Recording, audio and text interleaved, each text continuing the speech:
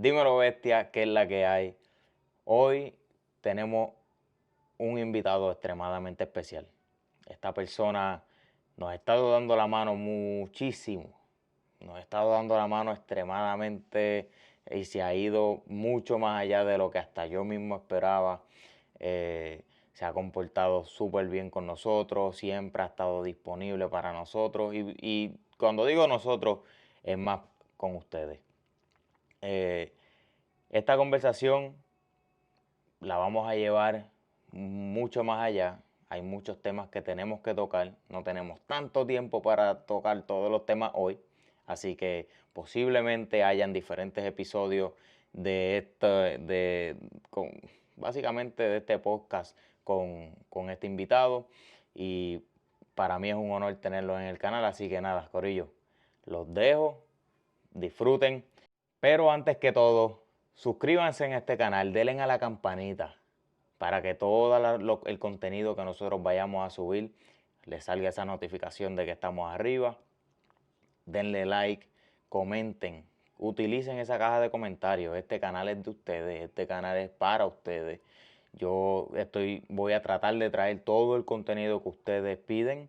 Así que si quieren corredores, si quieren más dueños de pistas, si quieren otro tipo de contenido, lo podemos hacer. Obviamente todo relacionado con el motocross, que es lo que nos apasiona a todos nosotros.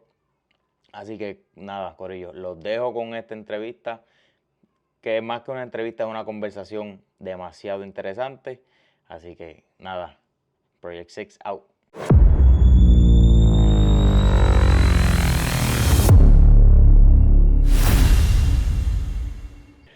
For sure. But, all right, so I'm ready to roll when you're ready to roll. I'm guessing you just have some questions you're going to throw out my direction, and we'll just take it from there. Yeah, I have, like, we can just jump right on, and I already made, like, the intro, so, like, explaining that, basically, I'm gonna jump in straightforward. Where are you from originally? Like, are you from Texas? Because I don't know this. This is, like, brand new information. The entire questions I'm gonna ask are brand new, because me and you, we haven't talked, like, that personal, that deep. We're just mostly talking. Yeah, we're talking about motocross all the time. And where are you from, like, originally?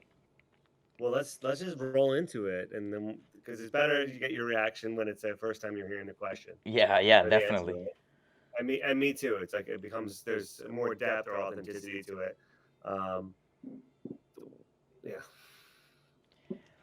Let's do it that way. Yeah. I do have my notes here just in case I'm lost in the sauce, but Okay, perfect. So yeah, who is Iain Grae, and where are you from? And are you from Texas? Are you from where in the United States? Are you from Costa Rica? Because I've seen you deep in Costa Rica for months, probably like longer than I actually expected you were going to be out there.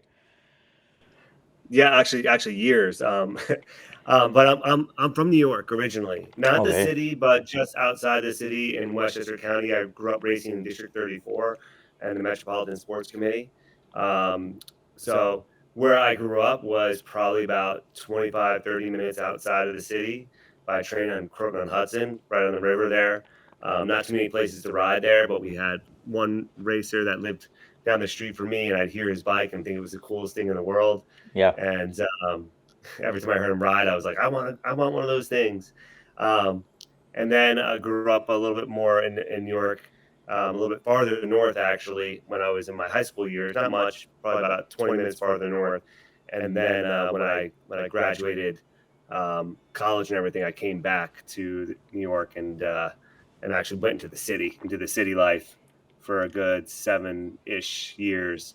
So I went to school in Florida, in Boca Raton, Florida Atlantic University. Okay. Got a degree in marketing and advertising, and with a minor in real estate. So I got a little bit of Florida life for those college years, but most of it was all New York based. Okay. But when did, like, because I know, like you said, you heard that bike and you were like, I want one of those. technically how I grew up my entire life. I was like, I want one of those, and until like I was like 22 that I could buy my own, because I was always in baseball. Like they wouldn't let me. Ah, Yeah, they wouldn't let me get in a it's been a bike. boom in Puerto Rico baseball. Yeah, It's people love baseball in Puerto Rico, and dirt bikes are dangerous compared to baseball, so yeah. they don't let you do both. Yeah, at least my parents, they were like, nope, you're not doing that. I never rode a dirt bike before until I bought my first, like the 450 you saw. That's my Uh-huh. first dirt bike ever. So um, it was like that same experience, but mine was way longer. I was like, I always was like, I want one of those. But when did you got your first dirt bike, and how, like, was your parents that pushed you to actually find places to ride and race, and how did that happen? It was actually kind of the opposite. My parents didn't like the dirt bike thing at all. I was from the one of my first memories was wanting a dirt bike. When I was 2 years old, I had this like, plastic motorcycle, and I would not get off of it. It didn't have an engine or anything. Yeah. The steering stem broke on it. My dad had to retrofit it with a piece of PVC because I would just ride this thing everywhere. And I was really good on a bicycle. Like one of my training wheels were off right away. I was 2 years old, no training wheels, all that stuff. Rode a big wheel around with that flat spot in it, like most of us kids in the 80s, right? Just the dunk down the Yeah. big hills. And my parents were just like, no, you can't have a motorcycle like that. You're crazy. There's no way that's happening. And I would ride my bicycle down to the shop and just stare at RM80 through the window, just like, mouth drooling, like, this is the cool. I want one of those so bad. Um, and finally, when I was 8 years old, my dad looked at me and he's like, listen, you can have a motorcycle when you can pay for it. Yeah. Right. And to some kids and some people, that would kind of mean, oh, I'm never going to get a motorcycle. But in my mind, he gave me permission to get a motorcycle. Technically. So, technically, right? So I just started all of a sudden, I started shoveling a lot of snow, raking a lot of leaves, scooping a lot of poop, mowing a lot of lawns. And by the time I was 11 years old, I came home with a CR60. Okay. And he was like, and I had to push it like across town. Like, thing wasn't even running. He got it started once, so I knew it did run, but then he couldn't get it running again. So about 2.5 miles away, I pushed it on the sidewalk all the way back to my house, carrying up. We had these stairs that were 2.5, 3-story stairs, but like super steep. Some of them were like 16 inches, some of them were 12 inches, like sketchy just to walk down these stairs.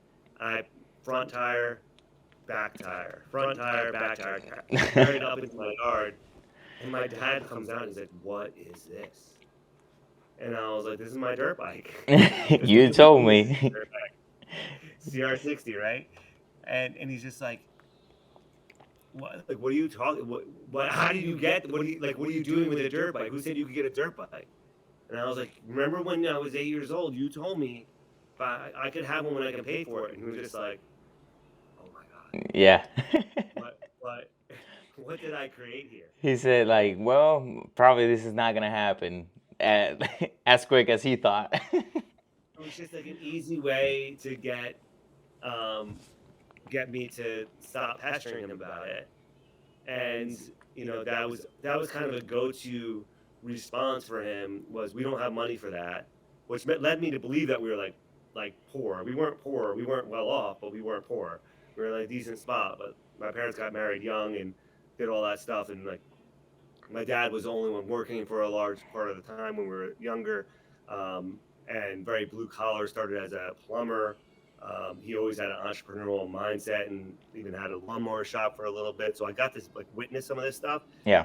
And even probably around this time when I came home with the motorcycles, when he started taking me to all these side jobs he would do on the weekends, and all of a sudden I'm helping with decks and remodeling and stuff like that.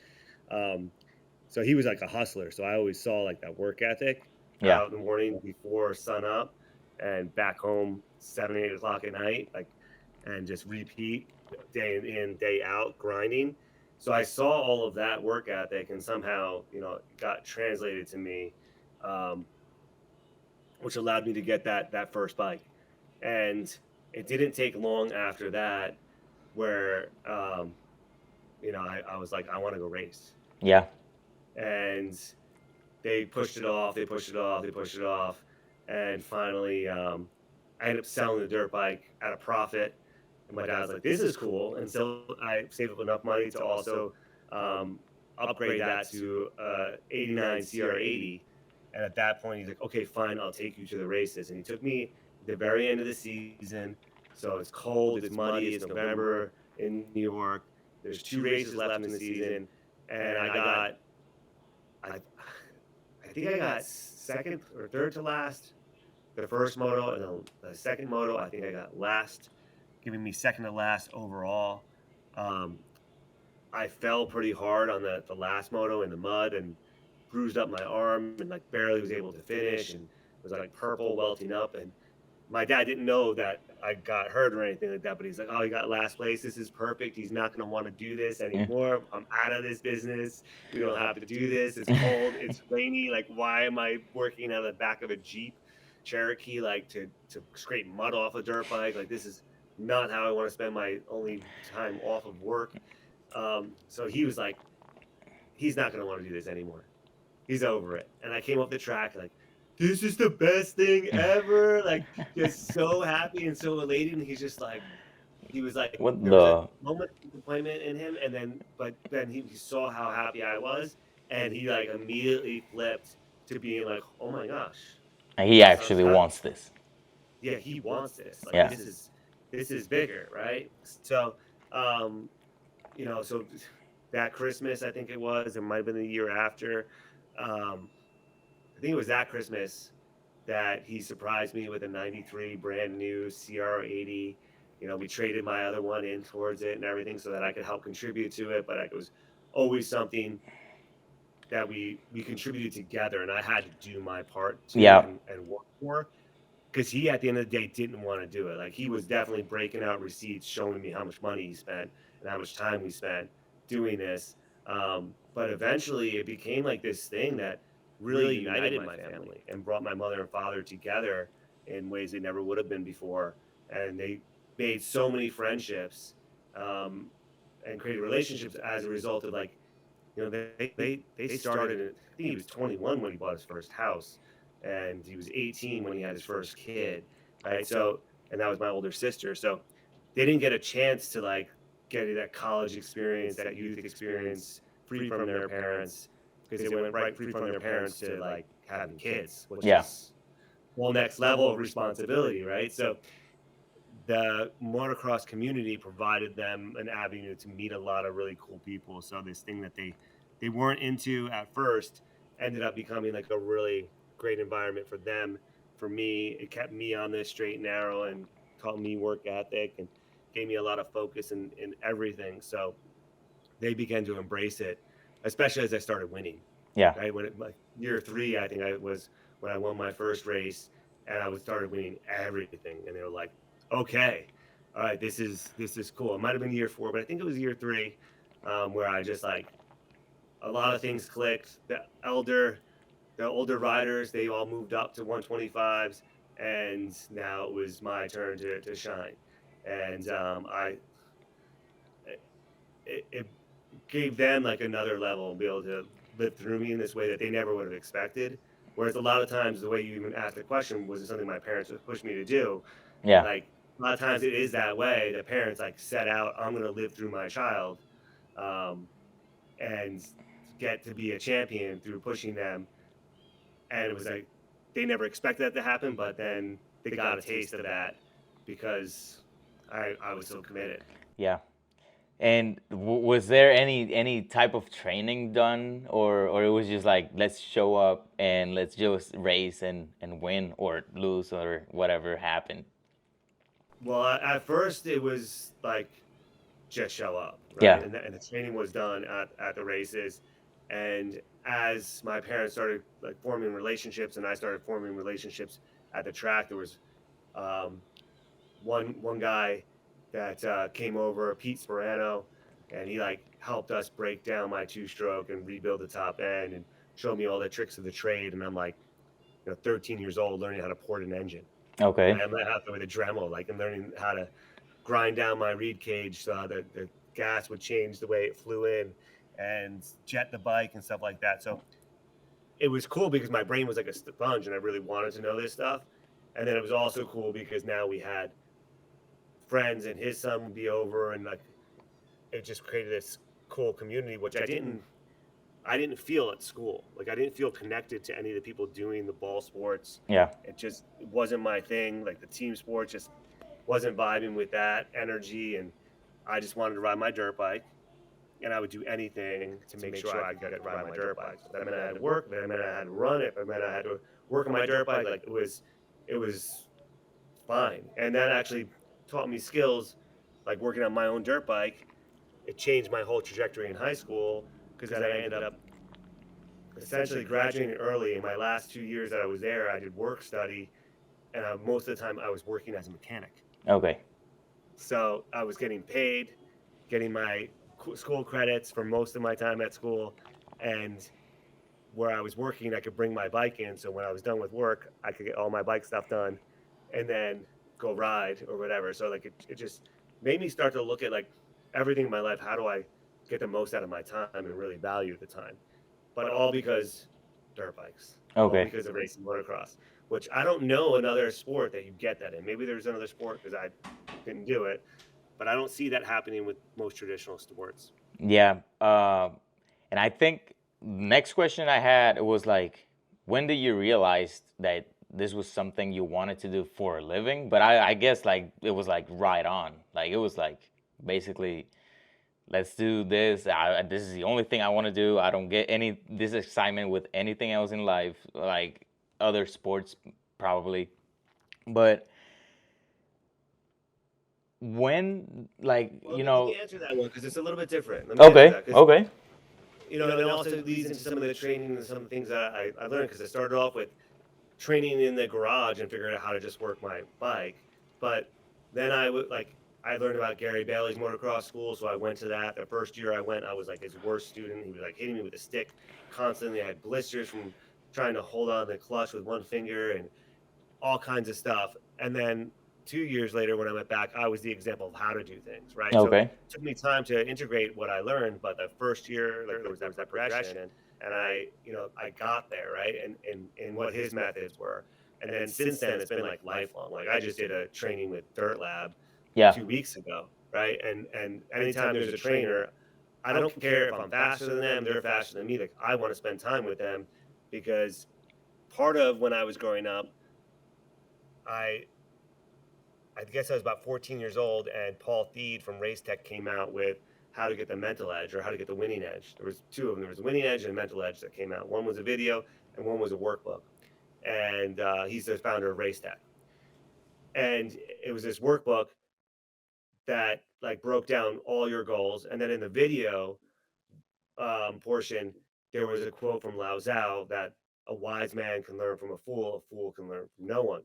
And in that, he gave the example of how a pro will like listen to, or a wise man, or a pro will listen to even a beginner and how they're going through a section to see how they can actually use that information to better their riding, right? So I got that concept like immediately. I was like, oh my gosh, I'm just going to always ask people, no matter what level they are in something, how they would do it, because that could actually lead me to having a better way of doing it, even if I'm faster, or even if I'm technically better or more experienced, or whatever you want to call it, more successful in a certain area. That person that's never done it before might see it in a way that I never did before and make me even better at it. So kind of had that mindset my whole entire life, and I continue to do it, to this day with the training. And as far as it being something I wanted to do for the rest of my life, like in that program, it was, become a pro racer. I hit that goal. Become a pro champion. I ended up having some things change in my life, and very quickly shift gears and had to take off from racing, and put the racing to the side and go off and be an adult, right? And take care of that business. So I actually never felt like I was doing it for a living until till a few weeks ago when I started racing again, when I came Yeah. back here from Costa Rica, and me going out and riding and racing at other tracks was benefiting Cycle Ranch and bringing people back to Cycle Ranch. And all of a sudden, like, wow, I'm actually doing this for a living. Like before, like the actual riding for a living. And before that, like having Cycle Ranch and stuff, I love this place. I love riding. I love racing. I love the community, all that stuff. And at the same time, I don't look at Cycle Ranch as a place that I make my living off of because I've never ever written myself a paycheck from this place. Okay. Right. I've usually had to write checks to Cycle Ranch. I think we're in a place where I could start doing that, but every time I get to that place, I'm like, we're going to do something to improve Cycle Ranch. I don't need the money personally right now because I had an advertising business. We can get into that if you want to. I don't need the money personally for Cycle Ranch to pay me a check. So I'm going to take every penny I make from Cycle Ranch or Cycle Ranch is making. I'm not taking any of it, and I just keep investing it into the business. The business, right? yeah. And improving. I might get a benefit like on Saturday. I don't break out my wallet to pay for my smoothie. Right, when I have the girls at the cafe making me smoothie or a burger or something like that, like I get to eat lunch for free on Saturdays. That's my benefit. But which is perfectly fine because I was there on Saturday and Sunday, and I was taking that smoothies down, and they're awesome. I think I have like 2 more to try from the menu. We got a few new coming onto the menu for summer because it's going to be hotter, so we got to focus on replenishing, and hydrating and all that stuff. So, technically, I paid for the food for the smoothies already. I just now get the benefit of somebody making it for me, other than having to ask my wife to do it or me doing it. So it's like, to me, like I get some little benefits. I get to ride out here consistently. So I definitely get a lot of benefits from having the place, but like, it didn't feel like I was making a living from it until actually my riding was producing revenue for this business. And that was a real cool shift that got me excited also. I'm like, okay, I'll go qualify for Loretta's, right? And I've been feeling really good on the bike. Had a little accident 2 weeks ago. Then I had a broken collarbone. That's why you see me probably just with one hand most of the time. Because I can only bend at the elbow with the other one right now. But I'll be back on the bike soon. And I'm just like passionate about it. It's just a beautiful sport. So, and it's crazy how because you're saying basically you don't write a check for you from Cycle Ranch, you being the owner and your wife, obviously. You both have such a great team. Like you make such a good team and handle all the crazy stuff. I saw how I was watching this weekend on the Tex-Mex Showdown, and it can get pretty stressing in just like a second, not even a minute. In a second, it can actually get really stressing. And you're saying like, I'm not writing a paycheck for myself. Like that's what most people would think, that you're just making this bag and you're balling and you have this 100 and some acres of property, and basically like people won't see this inside of the business, and not a lot of people that gets in the business are willing to not writing the paycheck for them. They're mostly wanting to get that income and I don't know, get rich from this sport. And I think that's the key, that why Cycle Ranch is growing at the pace it is. Because I've seen it, like I was there for the resurrection event. Like I was a flagger. I don't know if you remember me, but I was a flagger that first event when you guys opened to the public, because I went to the Austin Fortner camp probably like a couple weeks prior to that. And I was like, I want to be here. I don't know who's the owner. I don't know anything about this place. I only knew that Austin Fortner was giving a camp out there with Brandon Bebout and Riley Ripper, and that was it. That was it. I didn't knew anything else. And then I saw that you guys needed a flaggers. I was like, I don't have anything else to do that day, so I'm going. I was like at the main gate for the main track, and letting people in and out. And I have pretty gnarly memories about that day because somebody crashed when the track was supposed to be closed because everybody was paying attention to another situation. And I was like, I'm the only guy letting people in and out, and nobody has come in through this gate. Where does this guy came from?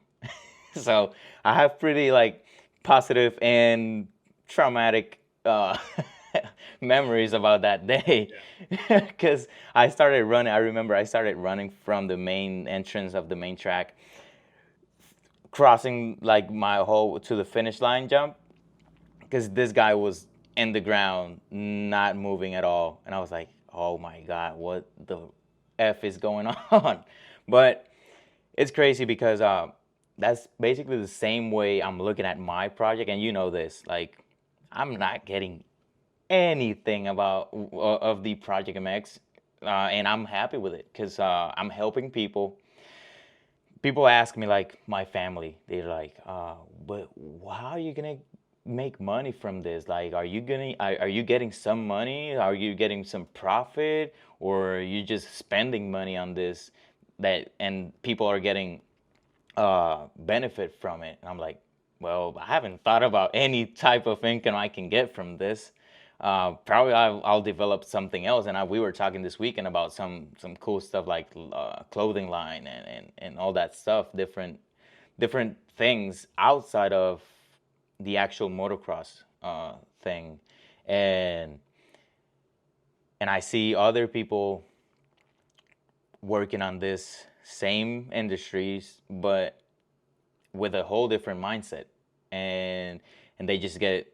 I get frustrated sometimes. Like that's normal in every single process. Like when you're building your own thing, but I see these people that get pissed because they're not getting like their $15 from that guy entry and like entry fee or gate fee or whatever people charge for the race fees and all that. Right. But they get pissed and they get like, oh, I'm not getting this money and I'm not getting the amount of money that I'm trying to make in this sport and whatever. And like, I think that's the wrong mindset. I think, and they get stuck at the same place. That's what I see. Like people get stuck in the same place because they're trying to get money out of it instead of actually putting the heart and the work and just see what happens. Like, and I've seen the growth of Cyclorans from the resurrection event till, and I went to last year's Tex-Mex as well. And I saw the difference between last year and this year event. Even in back in November for the USA Pro Am Championship, that event was just a whole different animal, and I was like, this is something big. Like things are happening for Cycle Ranch for sure. Yeah, absolutely. I mean, I think this will probably resonate with you, at least in some ways. Like, true wealth isn't the dollar signs in my bank account. I learned that. I was fortunate enough to, with my advertising business, to make that kind of money and then when I started doing like online stock trading, there was days where I made a lot of money, like, a lot of money, like crazy. Like to me, like I couldn't believe it. It was exciting at first, but at the end of the day, I'm just watching numbers move on the screen, and I'm not even creating value in the world. So there was like no fulfillment to it. There was no actual impact I was having on other people's lives, and that to me felt very empty, right? So the way that I look at it is if I can create a bunch of value, right? I think you mentioned, you know, people asking you, are you just helping other people out and they're getting benefits for it? And yeah, that's that's what I'm that's doing. I'm creating a bunch of value right now. And I believe I've been blessed and put in the position I am to be doing what I'm doing. And I pray to God every day that I do His work. And He's pleased with what I do with the circumstances that I'm put into. And that gives me motivation and faith that on the other side, when it comes time where I do need money to come my direction, it will be there. It will be there. But right now, like, why would I put pressure on that and actually become something that is siphoning revenue or siphoning fuel or energy from the business. Like, it's called currency for a reason. It's a current, like electrical current. So am I going to like take some of the electrical current, which is very limited? If we were throwing off all kinds of cash that could not only sustain the business and continue its growth, and then there was still more left over, like that's the time for me to say, okay, I'm going to eat a little bit. That's the time for me to say, okay, I'm going to upgrade something in my personal life, because that's going to allow me to come back stronger to this business. But that's not the time yet. The time right now is, we're a little late to this podcast because I had to go walk down to a site where we're putting a brand new bunkhouse. Yeah. Right. So I'm putting another bunkhouse on the property. That's not cheap. That's not cheap. And I know we still have a new dozer that we have to get a new dozer in front of us. Right. And that's not cheap either. Start thinking about it. Those $15 spectator entries at races or $8 crew charges for the open practice days, or $25/$45 for the ride passes, depending on the age. How many of those do you need to put up a building like that and run electricity to it, and to put the furnishings into it, and then also go buy a bulldozer, plus pay my staff and put food on their tables, because nobody else is working out here for free. Right? Yeah. Sometimes every once in a while we'll have somebody that trades for riding or whatever, but if you're trading, it's trading. It's not volunteering, right? It's a little bit different. So it's at the end of the day, like I'm here to create as much value as I possibly can and keep pouring that energy in while the current is in the flow to do that. And then there should be an overflow at some point. At some point there should be an overflow to say, okay, I don't need to buy another cabin. Yeah. Right? We got 4 cabins in the property, and we got them booked, and we're good to go. We don't need more space for that. Right? I don't need to get a new dozer right now. We got the new dozer. We're up. We're good. We're going. We're making those payments, and then there should be some kind of overflow for me, right? And that at that point, then great. But right now, I haven't reached that point of diminishing returns where the reinvestment to the business isn't gonna positively impact the business.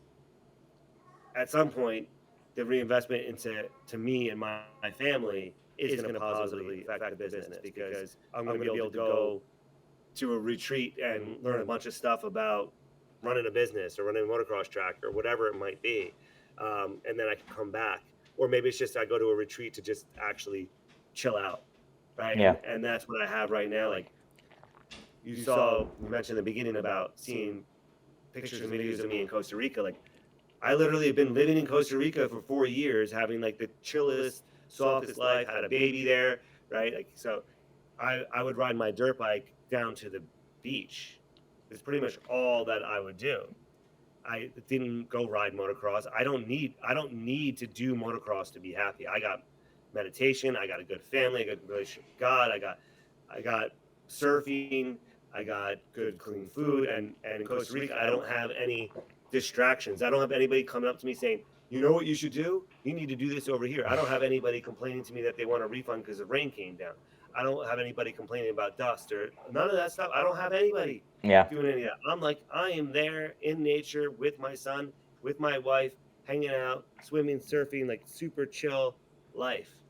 And I've seen everything, and I'm like, that's the type of life I need at some point. I don't know when it's gonna happen, but I need that, because you look so in peace and in yourself, and like you go to the beach and teach Aurelius to like start surfing, and that's like, wow. And even when you guys are in Cycle Ranch, like I know there's a whole bunch of new like other stuff, like more people bringing their problems to you because they think probably they can, and they have the authority of coming that way. Like they think they can come over like to you and expect that you are gonna be like, okay, yeah, I'm gonna do that. It's like, no, like you have a whole different life in Costa Rica that like I've seen it, and it's definitely something I'm shooting for at some point. Well, yeah, the cool thing is like I got to have that reprieve for a good 4 years, and we didn't have to come back here, but we chose to, and we chose. I mean, I want to say I chose to, but it really felt like a direct order from my prayers and God, like that I got to do it, and then of course cleared it with my wife because it's going to be a very different life, where there she's in her element, she's in her vibe.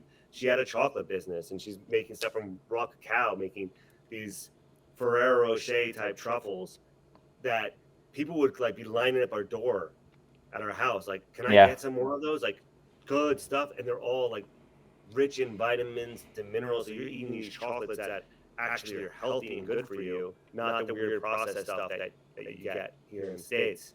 But being in that space, in that world, which their motto is in Costa Rica is Para Vida, which is pure life, right? What is the pure life, right? So you start thinking about what is pure life, and it means something different for everybody. I'll tell you, for me, it means like connected with God, connected with nature, no additives, right? Maybe some optimization and enhancement types of stuff in my life, like I'm going to exercise to stay fit, to make sure I'm moving a certain amount, making sure my mind is staying clear, making sure I have good focus, make sure I have good people around me, so that the environment that I'm in is actually aiding me in my growth in a positive way versus all the noise and negativity, right? I come back here to the States, and we might use the term I'm going back to civilization because I'm leaving the jungle, but actually our civilization is anything but civilized in many ways. We have all these weird social contracts. Everybody's got anxiety or there's stress, and 90% of it's psychological, but it's so real when it's happening inside of you. And like, I know it because I lived it, I got it, I had it, I experienced it to a point where like I had so much going on up here, and it was actually literally changing the way my hormones were moving in my body. And when that happens, you have oxytocin, which like is nice and calming, and then you also have things like adrenaline that actually cause you to, and cortisol, like stress release hormones, which are great if you're like in a real stressful situation because it throws all the blood from your organs to your hands and your legs, so you can defend yourself, you can run away from that line, whatever. But we now experience that because somebody looked at us wrong. Or they cut us in the road. Interpretation. What's that? Or they just cut off like in the road, and you're like all pissed and but it's really our interpretation of what somebody said. It's not what they said, that it's how they said it, which is complete BS, because now I'm just making up like people are supposed to have a certain expression on their face when they talk to me and say things in a certain way to me for me to be able to actually receive it, versus like resting on what the definition of that word is and what they actually meant. I'm going to just make it mean what I want it to mean so I can be offended, so that I can have more of these hormones pumping through my veins, which then make it so that all the blood is out of my neocortex, which is my intelligent part of my brain, and it's only in my reptilian part of my brain. And then I'm living in my monkey mind, and I'm just like operating like on instinct, and I'm like freaking out over things I don't need to freak out. We see it all the freaking time. And it's all at different levels, but it's very much so here in this Maya of, we'll call it the United States, anywhere that's the civilized world. We see it all the time. I go to the jungle, I'm hanging out with people that have nothing, sleeping in hammocks, and they're like got the sonrisa ear to ear. Right? Like, it's just like the big smile, they're just happy to be there, they got their food for the day, got a place to sleep, they got nice people around them. So it's not about all the things that we have that make us happy. It's really about like what's going on up here, what's going on right here.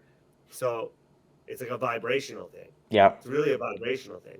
So that vibration of Pura Vida that I get in Costa Rica, I'm like, I want to make Cycle Ranch that vibration. This is like a little bubble over Cycle Ranch. When you're here, none of that nonsense is happening. And I've experienced it. Focus on this, like this is your reprieve and your retreat. So when I go back to Costa Rica, I get into that vibe and get into that super calming that you were talking about. And my intention is to be able to carry that through while I'm here, no matter what the circumstances are. And like this last weekend, we had this big rainstorm that came out of nowhere and just basically sat on top of us. And everybody was like doom and gloom. And I was just like, Come guys, down. relax, relax. And I was able to like stay that state. And it like shifted the perspective of everybody. And we were still able to race and we were still able to have an awesome event despite all the circumstances. My teams maintained their high vibe. The customers maintained their high vibe. I had one person that was yelling at me and like frantic, but they were also lying to me when they were yelling at me and frantic. And I knew what they were saying was lies. They were making up lies. And like, to me, that I have zero tolerance for. Like, you don't come to me and lie.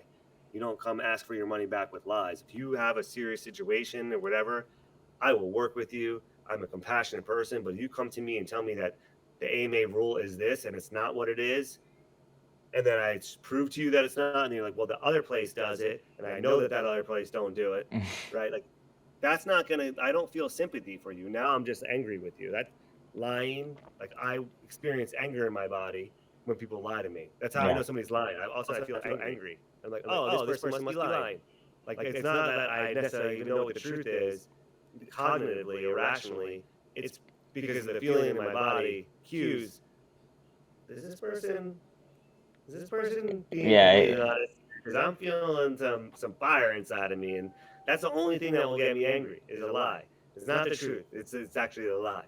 So, you know, it's interesting to come from Costa and be able to have that break and then come back to here and really make this a place that's got a beautiful vibration for the families to come to, for the people that are stressed out during the week. Like, they can check their BS at the door, and if they haven't at the door, by the time they've done a few laps on the track with the sweet soil that we got here at the ranch, and the elevation change, and the environment with the employees, like just really a family friendly environment, if they're still pissed off, like, then come see me. We'll do some medicine bowls. We'll do some breath work. We'll do something else.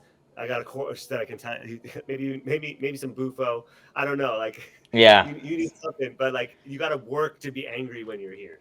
You got to like really want your anger to be able to be angry here. And I something like you said, like your team and like Matt and Logan, they did an awesome job after that rain. Like they actually got that track to the level I was like, I thought it was like it was gonna get canceled. Like I actually was with Corey recording our small content. Like I think I have like 11-15 minutes with him talking about what he does at Sidecar Ranch and what we're trying to get together. And at that same time, I was looking around and I'm like, this is nonstop. Like, I thought it was gonna be like half an hour of rain and like 40% of rain, and this looks like 80% of pouring down. And we had rivers running through bike stands. Like, people have videos posting of the little creeks that were coming down between bike stands. The pits were like a river. The track was like a river, but we also built it to flow, to throw the water from this side to this side, catch this dirt in this pond. It comes through this culvert. We have a whole path and everything, how the water flows, and the track is literally pitched to be able to handle the rain, so it dries out quickly. So it's not like we could just do it all then that day, but we've been so methodical about setting things up. Another thing I learned from being in Costa Rica, I'm in the freaking jungle. We're all on mountains, so I know how the water flows in a different way than I've ever seen before, and it's all dirt roads. So, you know, I've seen this stuff, and I've only had to make small mentions to Matt, like, this is what they do in Costa Rica to make sure this, and Matt's like, all right, and he's taken that and he's done his work and his magic and really brought it to the next level that we can handle this kind of stuff. You know, Logan could have been the most upset because he got up at 5:30 in the morning and started watering, and then we had to cancel. Well, we had to pause practice because of so much lightning coming down. Any lightning, so much lightning. But yeah, lightning started. We had to pause practice, and then you know, we waited a good hour. It's pouring rain, and it's like, he's like, I just spent 3 hours or 2.5 hours watering this track, and now it's just all pouring down the track.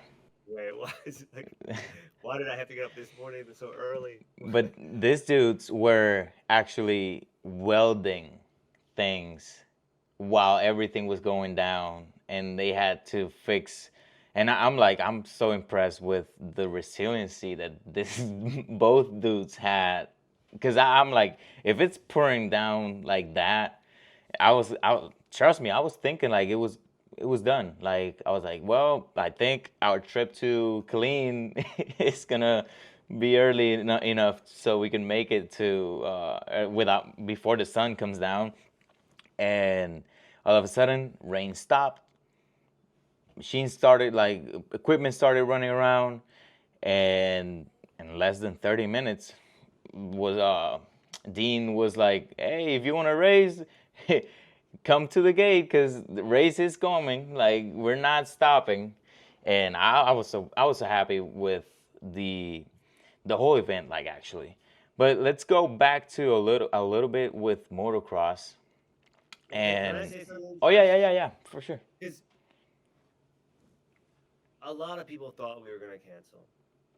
And it was normal to think about it, because normal And, tracks would. but what would that say about me? What would that say about my team? Right, like we quit. Yeah, you're not We putting quit. the work and what. Yeah, I get where you're going. Where's Yep, my faith at? yep, How much faith do I really have? But instead, it was we paused. We moved the riders' meeting to earlier. Instead of having it after practice, we had it before the practice ended. We used that time there. We had our service. We had our service, and the rain stopped. yep, Immediately after we had service. It was like, okay, we can get back to racing, right? And then we so we talk about the armor of God, putting the armor of God on, and all of a sudden the rain stops. Boom. Right? We get the track going, we race, get about halfway, not even halfway, close to halfway through. More lightning, more of the same stuff. And I just put it out there like after about 30 minutes, I was like, all right, at 2:15, which was like 45 minutes later, I was like, we're going to have a meeting and we're going to decide then. And that's it. Like, I'm not going to mull over it. I'm not going to worry about it. At 2:15, we will decide then. 2:14 comes along, sky starts clearing. Like literally 2:14, the sky's clearing. Like just having faith, right? Having yeah, that faith, having the trust. Like it's gonna be what it's gonna be, but I am not gonna quit. I'm not. I just can't. I don't have it in my DNA. yeah, I have too much faith in the Lord, like for me to quit just because of little rain and lightning. Like if it was starting to look like we weren't going to be able to get through anything because it was going to get dark, then I was going to like, okay, well, let's let people go home. Let's start issuing some refunds. But instead, I got maybe 40 people getting paid by the hour to be here. yeah, Right? Every minute that passes is costing Cycle Ranch money. But I got to have the faith because people showed up to race. yeah, There was a lot of money on the line. There was a lot of wars, a lot of contingency, and people showed up for this. I am not going to let my people down. I'm not going to quit just because of some rain. I've seen a lot of people fight through bigger adversity than rain and lightning. yeah. Right. So call me crazy, call me what you will, but I'm not going to be the one that quits. Like people can leave and they can quit. That's fine. That's on them. But where I grew up racing, rain was a normal part of it, and sometimes it was snow. And it's dirt bikes as well. Like bike. you're not gonna be on the street. You're riding in dirt, and this is a extreme sport, and it has to do with mud, all this like, and I think it's a whole different perspective that I don't know why people just like we saw it this year in Supercross. Like this year has been crazy rainy for some reason. There has been so many mud races and random people winning. Like random people, like they're all good, but you're not expecting. I don't know. You're expecting Deegan and you're expecting all these top guys, but then the guy that you didn't Anstey and Plessinger, yeah, yeah, and it's like, what's And why? Because they don't care. They want to race. The conditions are raining. Okay, let. They hope the conditions are raining at this point, because they know they are gonna be the guys probably exceeding the level, like the levels and all that. And it's true. Like that mindset, and I like we can go back to whole different things that we've been talking, like nutrition and all those things. I'm trying to make those changes as well. Like we just bought like a water purifier because I don't want to keep drinking like tap water with chlorine and fluoride and all that stuff. But then also like I'm actually pushing, because you were talking with Coach Rob about how you somebody gave, a family member gave Aurelius the sweethearts for in February, and he took one of those and it was like a whole different kid. And yeah, and I've been like ever since I started going to cycle range and meeting you guys, the way you guys do things, I've been changing the way I'm living, little by little. Even I don't know if people don't know this yet. I haven't said it, but I vaped for 8 to 10 years. Like I'm 25, so we're talking like from 15 to 3 weeks ago. I vaped first thing in the morning. First thing in the morning, like woke up, reach underneath my pillow. Like it was underneath my pillow every night. Vaped, and then started doing everything else while vaping all day long. And then last thing at night, I was there in my bed, and if I couldn't sleep, I would reach underneath my bed and I kept vaping. So I'm going through anxiety, panic attacks, stress, and headaches, and all these things. But I've learned a little bit about like breathing and meditation, and all this has come from cycle wrench basically, because I didn't knew about all these things. I'm like I grew up in, okay, this pill helps you to do this, this pill helps you to do that, and change like this whole mindset that you guys just push out, because like you said, it's a bubble. Like you go inside those gates, and once you talk to the person at the gate, you're already talking to a whole different level of person, like a whole different level of mindset, because that guy is on that same vibe, or that person, and like it doesn't matter if it's a male or a female. Like the person at the gate, they have that same mindset, because it's a vibing thing, it's a vibration that goes into like through those gates. I don't know if you know this, I didn't even said this to you, but you remember when I went out there to create the 5 mile loop to see if the Torques people would do something over there. uh, I was loading my dirt bike, and that was 31st December. So basically, New Year, that it was happening that night. Loaded my bike, strapped everything like always. Turned around to help my buddy, my one of my riders, Jensen, and to load his bike in his truck. Once I turned around, my bike fell off, and basically my back window was gone. All I heard was the whoosh. And I looked back and I was like, in other situations, I would have probably like get so pissed and I would have lost it, and I would have said so many bad things, and I looked back and I was like, okay, what can I do? Like I can't rebuild it. I can't do anything else. Like, and it was like a opening eye moment, like for me. It was like I reacted a whole different way that I know I can. Yeah, I responded to this situation. You react. Like you took it up, you stopped, you took the breath. Like I was like, okay, do about it? Nothing at this point, nothing.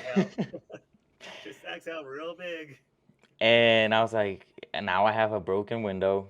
My daughter's car seat is full of glass, and everything else inside of the truck was like full of glass. And I was like, well, I can't do nothing right now other than just driving home, find a place where to fix it and fix it.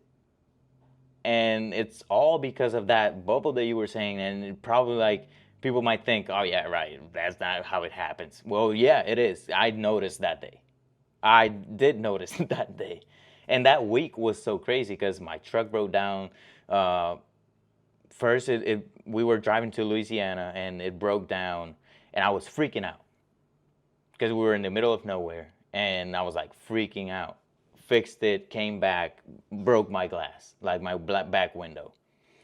And it was a same situation. I broke something on my truck that I knew it was gonna cost a lot of money, and one I was freaking out, and the other one I was like, well, let's just keep moving because there's nothing else we can do. So yeah, it's a whole different experience. Like that's why I want my project, the Project MX. That's why I call it like I started calling Cycle Ranch the Project MX headquarters without you knowing, because I know like you haven't heard that before. Like it's the Project MX headquarters because it's where because I've had other tracks offering like, hey, you can bring your guys over here and do things over here, and I'm happy with that. I will take them to Dark Horse MX. Their tracks looks awesome. I haven't been there, but I know you rode over there, and their tracks looks awesome. Their lab trains over there, and I'm good with that. I have pretty nice relation with Eric. Like he knows who I am. I know who he is, and we have talked before. That's the track closest to my house in San Antonio. So basically, that's the first track I visited in the United States and ever in my life. Yeah, Creekside MX, yeah. And and and I could do it like they have cabins, they have all those things. But whenever you feel good at one place, I think you just have to keep going with that same vibe because I don't feel the feeling of positivity and all those great things I feel in Cycle Ranch in other places. Like that's why I'm like I need people to come over here because I know the dream they can pursue the dream they want in Cycle Ranch, probably like and their experience is gonna be way better because I know like and they heard it from you right now a couple of minutes ago. The business side of it, you're not like trying to make this big paycheck monthly or whatever time you write a paycheck for somebody of your employees or your team, uh, like other places. Like I was talking to a parent and he was like, well, I talked to this place and I asked if my son was good enough to be in that place, and they said I have to tell you he's good enough because I need that money. And it's perfect because they were pretty straightforward, and that's awesome. They said the truth. They said, I'm gonna tell you he's good. They would have to lie. Yeah, yeah. It's like I need your money, so he's good enough. Let me keep him, and I just feel it's a whole different vibe and a whole different way of it's the same way of doing things. They still have to grind, they still have to work for their dreams. It's not like they're gonna come to Cycle Ranch and very next day they're gonna turn pro. It's not gonna happen anywhere. Like they're not gonna. They might not ever turn pro, but what we're going to do is we're going to make sure we have good, clear-minded individuals Yeah, that can do something, whether it's in the industry or not. But they're going to be like, they're not full of all the issues that most of us adults are yeah, full of, and have to, undo through our maturing process. Like let's actually focus on how we create strong belief systems versus limiting and disempowering beliefs that so much of the culture already has. Like, you mentioned so much, and like I could probably go back on each one of them and talk to them. Like, first of all, let me just tell you, like, I'm so grateful to hear what you're saying, because when we set out to do this and said, oh, well, motocross is really the vehicle that brings people here, but what's happening is something completely different. yeah, We created a very clear business plan around creating this type of culture where values were up front and more important than money, or anything else. Like we have these certain values we stand by. We gotta stay true to that before anything else. You don't know how to handle a situation, you look at these values. And that if then when as long as what you're doing is in line with the values, we should be in that good spot, right? And if we're not, then we're gonna have to make adjustments. Just like that wise man can learn from a fool can learn from no one. Like I gotta always realize that I don't necessarily know everything. Like we're not preachy about that we have the expert way of doing it, but we are going to consistently try to be doing it the best we possibly can. Yeah. And we're going to take whatever information we have and utilize it as best as possible. As soon as new information is presented, we're going to make a change and improve upon what we're doing. And that as a methodology or way of being, a way of thinking, a way of being, a way of acting, I think is more important than actually knowing anything. Because if I know something, I'm not susceptible to even learning something new because I already know the way. So when I'm knowing, I'm also knowing, like I'm NOing. Yeah. I'm knowing. I'm knowing everything else possible, right? So you can't physically be knowing and learning at the same time. It's a weird paradox, right? So we try to take a little different approach. So I don't know, like even at this point, what Cycle Ranch is ultimately going to become and how we're going to deliver all this stuff. But what I'm very clear on is what the end goal is and the process to get there and the time that it takes. And what it is big piece of is people like yourself coming into the mix, reflecting back what you're receiving, what you like, what you don't like, and how we can grow and how you can add this piece or that piece. And, you know, it's people that can pick up on the vibe because some people are so solidified in how they are. They're like stones. So if I start talking about the vibe, they're like, oh, that's woo-woo, whatever, hogwash or whatever word they want to say, and just dismiss me like he's airy-fairy, whatever. And that's fine. People can do that all day long. But, you know, some seeds fall on stones and they don't sprout. That's fine. That's just the way it is. And then there's some seeds that fall in the cracks of those stones, and that's how we get to those individuals, and some's on fertile soil, right? So somebody that understands the vibe of it is probably the more fertile soil. They're like, okay, I see that everything is vibration and everything is around that concept. So if you're going to send somebody to a place to go ride, I think what I'm hearing is you're calling Cycle Ranch Project MX headquarters, right? Like that's where that's your first pick, because you know, or you believe at this point in time, with all the information you're armed with and all the experiences you have, and you've seen the way that we bob and weave with things, that their propensity for success is going to be highest because they're in that environment. It's not because we have the coach that's already produced a Jet Lawrence. Yeah, for sure. We don't have that. That's not what we have right now, and I don't know if we ever will. Maybe we will. I hope that we have like those people. I mean, we do have Rob Beams, who was a big instrumental in Dungy's success, but he's not even doing on the bike technique stuff, right?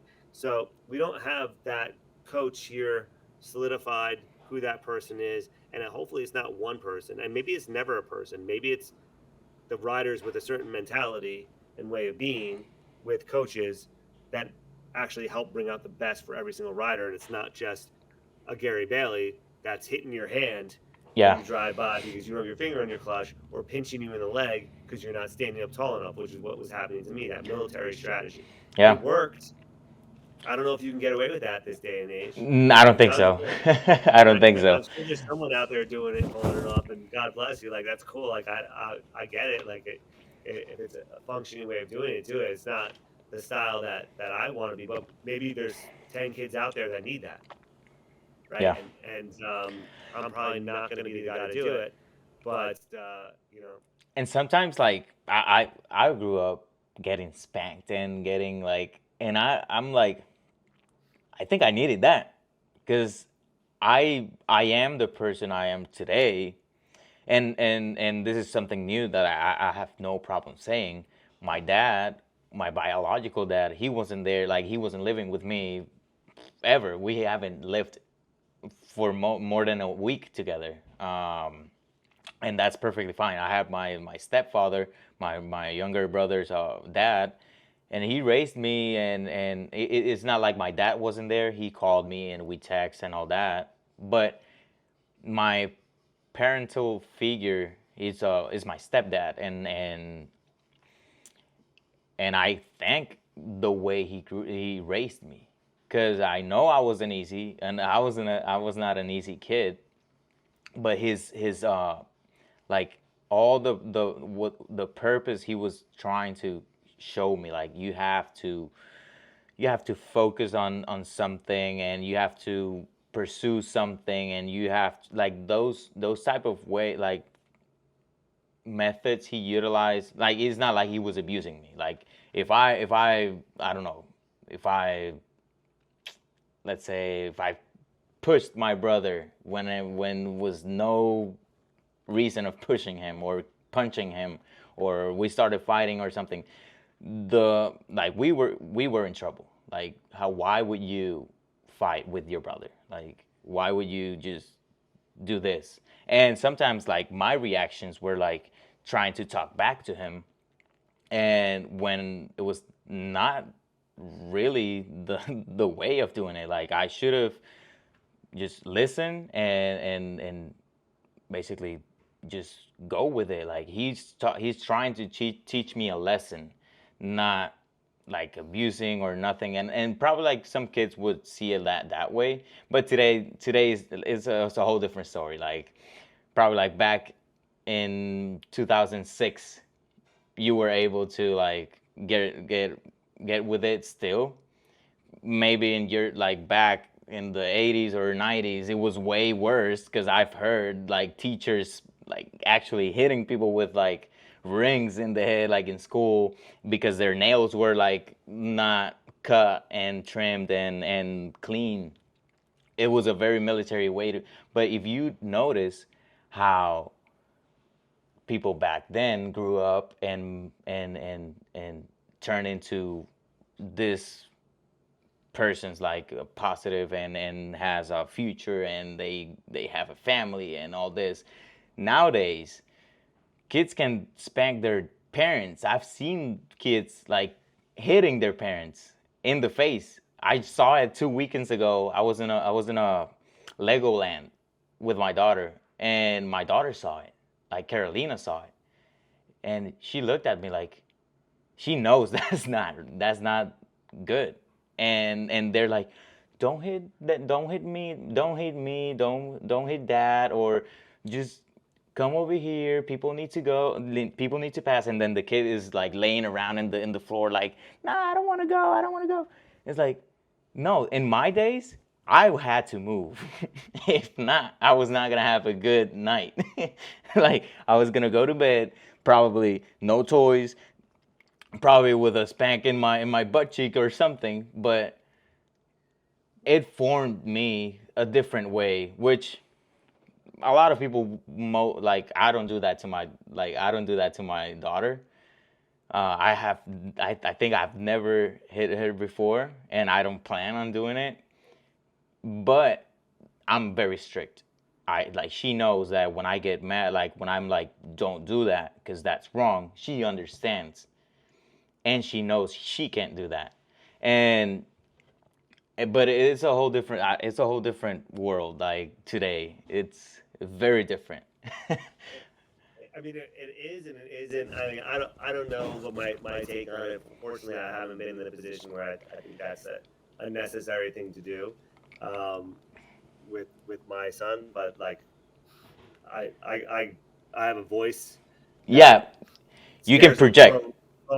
grown adults, Yeah. right? So I have that like going for me, and but like back to the training, like if your kid is defined like that, like I'm not gonna let them be around here because it's gonna actually mess up the other The kids. other I'll kids. work with them and try to like get them into the right place because usually people are defined like that. Like we're still dealing with toddlers basically. Like we got 4 and under, right? Five Yeah. and under, right? So you know, with motocross training, they probably shouldn't even be starting at that age. Maybe a little Stasic here and there, but like what we do here at Cycle Ranch, it's if somebody's bringing us their child, they should actually know like they're not going to be allowed to ride their dirt bike and if they have certain behaviors, right, like we'll just take them off the bike. Like you're just not going to be part of this because they're literally on motorcycles, and if they do the wrong thing, they can really hurt themselves and hurt other people, right? So for us, like the Gary Bailey method, where I think we got started on this, right? Like we don't have to do that. We say, you know what, you're sitting on the sideline until I see you actually perform this, and just make them sit out enough, right? And that'd be the easier approach, I think, that we could take in this time. But we haven't had to deal with that. We haven't had to deal with that yet. So, when I look at what Cycle Ranch is and what it's becoming, like right now we're a place where the families do like to bring their kids, partially because if their grades aren't good, they ain't going to the track. It just happened with a kid that I've been training. His father's like, hey, his math grades in the paper, and he's not even filling out the answers. And unless he gets his grades up, he's not coming. And then he told his son that, told me that, in less than 24 hours.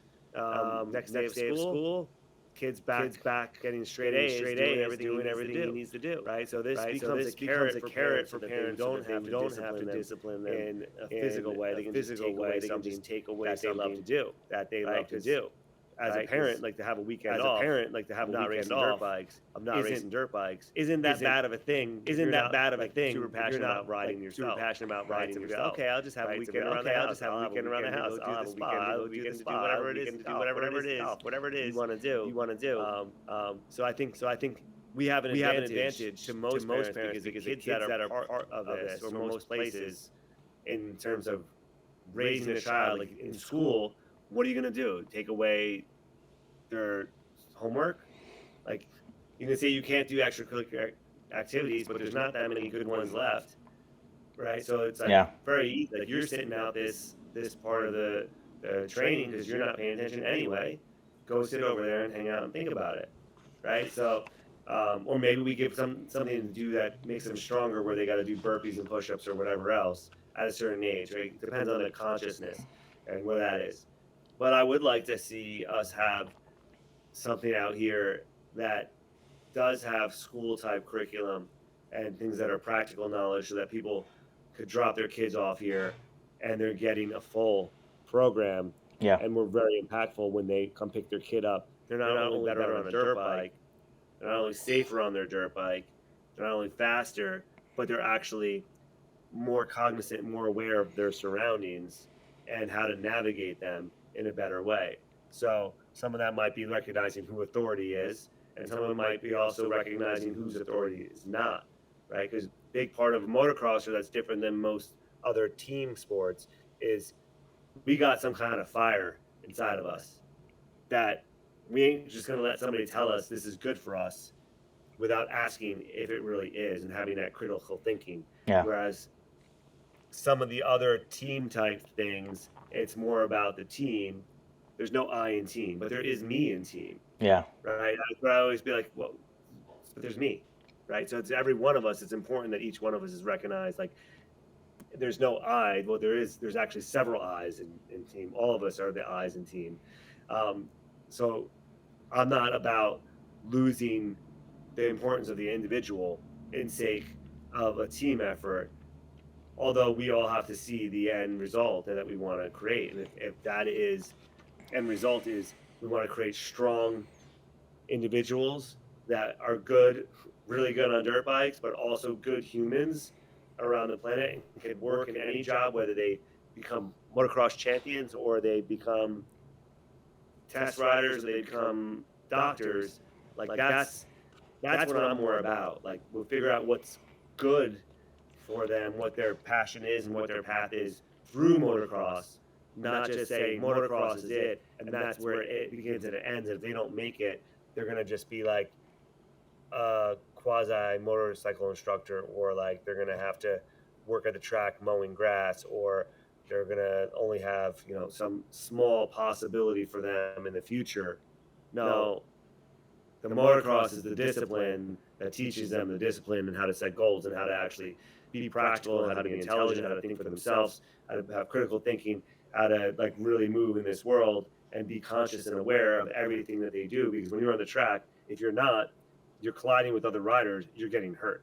Yeah. If you're not paying attention, you're hitting a rock, you're going off the track. If you're not paying attention on your iPad, there's no consequence. Your guy dies on your video game, you hit reset, right? Like, this is like a totally different way of looking at it. That's why we have our summer camps this year. We're launching summer camps for the first time for beginner riders. We got a bunch of beginner bikes so we can take people out of their element, and they're coming and they're staying overnight, and we'll be piloting the program so that they're having walks in nature, they're learning to ride dirt bikes, they're hanging out with friends, they're learning balance skills, they're learning how to do some plyometrics so they can learn about a little bit of health and fitness. They're going to be learning how to make their own food and healthy stuff. Why do we serve what we serve at the cafe? We'll be doing mental practices, we'll be doing goal setting, we'll be doing playtime, because that's, you got to recreate as well.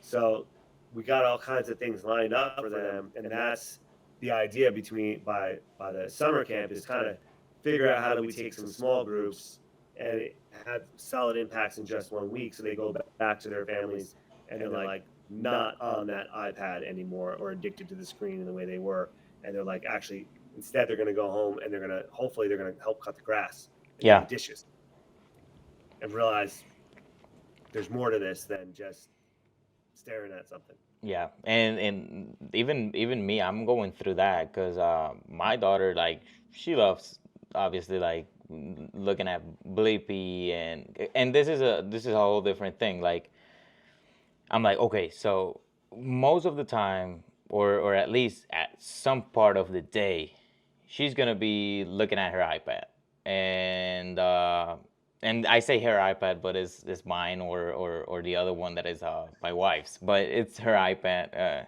If you say a different thing, you can get in a fight with her because that's her iPad. But I was like, okay, so I guess this is a thing now. I had all the consoles. I don't know if you remember GameCube.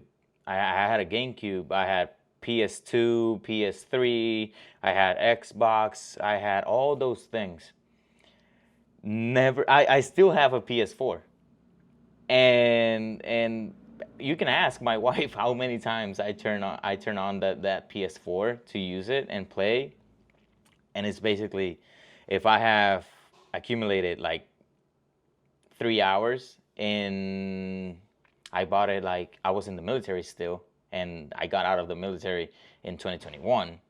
So if you can add 3 hours from the time I bought it to today, it's a lot. Like, I haven't played that much because I was always outside in Puerto Rico. We had our own land, and I was like barefooted in unpaved roads and riding my bicycle. They never let me had a dirt bike, but I actually have scars in my forehead because I had go-karts and my foot got stuck in the gas pedal and hit a tree. So I was having this whole experience, and I was always playing catch with my brother or basketball.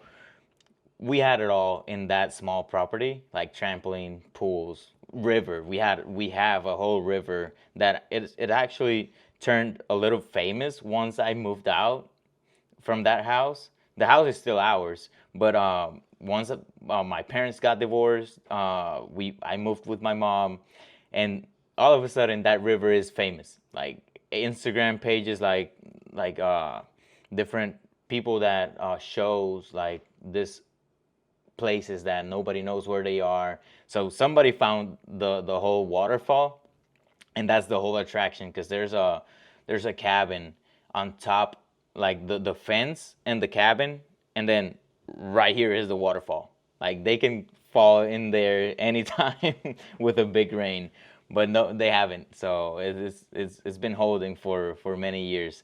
But you can jump from the fence to the pond, and that's where we grew up. And I'm like, well, if my daughter is gonna be spending time in the iPad, at least she has to learn something. At least.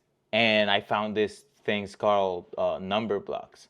And now she knows how to add and subtract and all these things, because number blocks, they need to figure out how to solve things. Like, let's say they have to go through a thin line, but they're like blocks of different numbers and they have to add themselves. So like, let's say they're a block of 5 and then a 4, and then but they need to go through that small space, and then they add up, and now it's 10 or 9, and then they go. It's all situational. So she's Yeah, the learning 4 through is a that. block of 4 blocks, like he's a square, right? So it's teaching him shapes as well. Yeah. My son watches some of the blocks, and the other day, um, he was hanging out with one of his girlfriends here in the cafe, and he's only 4 years old, right? Yeah. And 2 other girls walk in that he was playing with 2 weeks earlier, and he just starts introducing them to each other.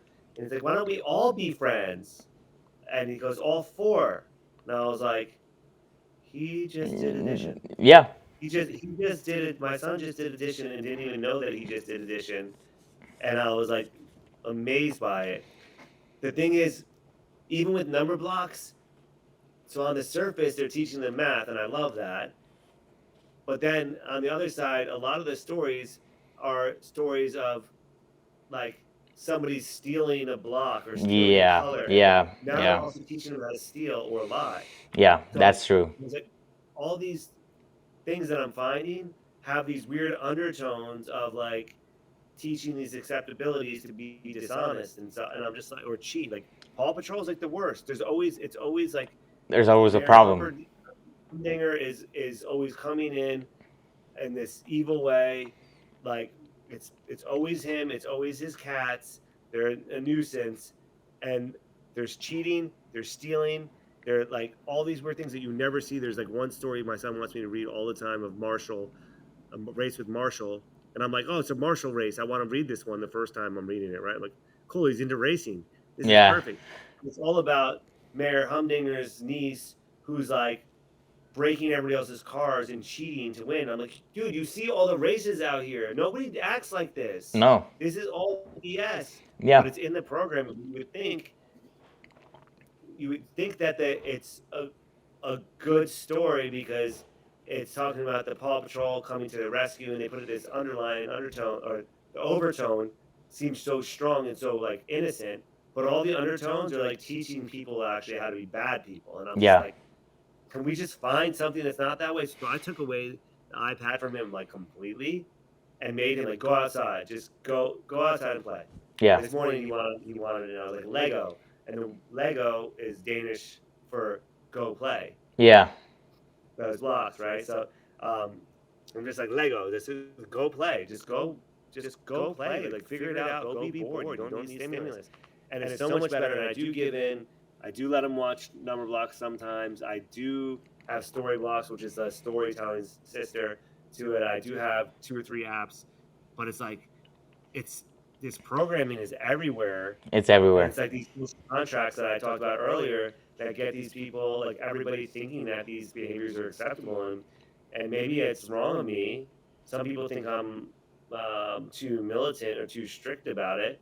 But like, why would we be any other way? Like, we shouldn't just do things because the people before us did them in a certain way. Yeah. And we shouldn't do new things just because everybody else is doing it. We should, like, actually, my belief, we should really look at what we're doing and what's the purpose, and does that purpose match an intended outcome that we'd like to have? So we're not being ruled by the effect. We're actually being ruled by the cause, which the cause is us making better choices. If that makes any sense. Yeah. So And we'll see how we can implement that into like what's happening at Cycle Ranch here, and hopefully, hopefully in 2-3 years we'll have some programs, and I could say, drop your daughter off. We got this on lock, and maybe actually I would rather make an invitation now. Maybe you should come down with your daughter this summer for a week or 2 and help us create it. yeah. Right? And anybody listening to this that like vibes with this messaging, like reach out to us. We need good people. Like, I don't have it all figured out. My team doesn't have it all figured out. None of us have it all figured out. But together, if we actually look at the same destination that we'd like to get to, we can figure it out. It's just the more people, able bodies that are willing to move their hands as fast as they are their mouths, the faster we will get there. Yeah. And that's what's going to take to make Cycle Ranch to the next level. and the planet too. Like the next generation being a solid spot, at least what I believe. Maybe I'm wrong. I mean, but that way of thinking, you say like maybe you're wrong, but probably not, because that way of thinking is what have got this progress in Cycle Ranch, like, because that's your mindset, and you have a whole team and your wife and all that, but you guys are the ones pushing this information to the team, and that's why I'm saying, like, once you go through the gate, that first person you contact with, he's in that same vibe. Let's use that word. He's on that same like, I don't know, like, if there's a bad program, then there's a good program, I think. And like, once you go through that gate, you're entering into that programming, positive programming, and that it doesn't have to be with the cheating, with the breaking, with causing problems. Because I get what you're saying. Like, most of the stories of this, like, kids shows and all these things, it's true. Like, somebody is the bad guy and is doing this wrong, and it's breaking stuff, and it's stealing, and it's just trying to get other people, like, damage other people to get their benefit. Whoever's kid is not in this mindset of, it's not that way, he can copy that part instead of copying the part that I wanted with my daughter, which is adding, subtracting, That's our And they job. will. They Yeah. will. Like they're gonna replicate what they witness, right? So you could still do the same adding subtracting by building a house. And Yeah. there's no antagonist and protagonist. And It's actually just numbers working together. How many pieces does it take to do this? And they could actually use it in a physics platform. They'd be teaching them calculus instead of teaching them how to cheat, yeah. right? So it's just it's crazy. But I mean, we could go in deep on this. I definitely I got to get back to Yeah. stop here. Yeah. Is there any like a last question you want to ask, or you want to just do another one another time, or? I think we can do a part two. But we've been talking so much good valuable information here, that, because my questions obviously were directed to, like, motocross industry, and even like supercross. I wanted to know some supercross stuff about you and all that stuff, but we can do that on the part two, because I don't know, where did I got it from, but I heard that you were in supercross, like, in a certain way. I don't know that uh, phase of your life, like, because like we said in the beginning, like, the whole thing that we've been talking, this is a conversation we have never had before, and because everything is so business related, and people driving me crazy with information and questions, and I'm like asking you and then going back to them. So I'm I think we have like a good hour of valuable information that I think the community I'm trying to build with the Project Max, and the people I'm trying to focus on, so they can see what they can encounter once they come over here.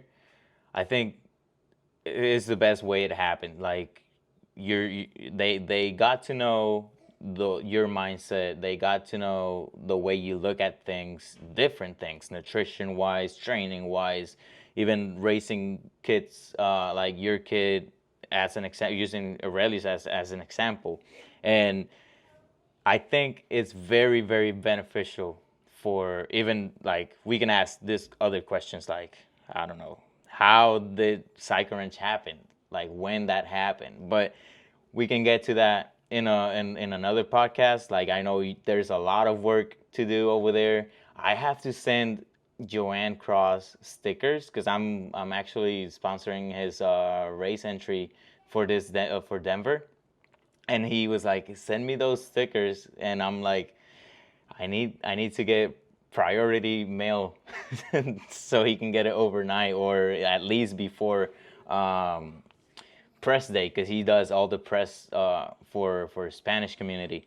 So I think we're good with all this. I'm happy with what we have done. Like, I'm very happy with. Anybody that listens to this, watches this, if you have questions that you want us to get into about Cycle Ranch or the project, just put them in the comments. Yeah. Write to us. Come visit me at Cycle Ranch. Come ride with me. I should be back on the bike in a few weeks. Thank you so much for the time. I really, really appreciate you. I love you and your family. It's always great to have you guys out here. And yeah, we got stories we can tell there too. Yeah, for sure. You have a beautiful day. God bless, and we'll catch up soon. Yeah, definitely.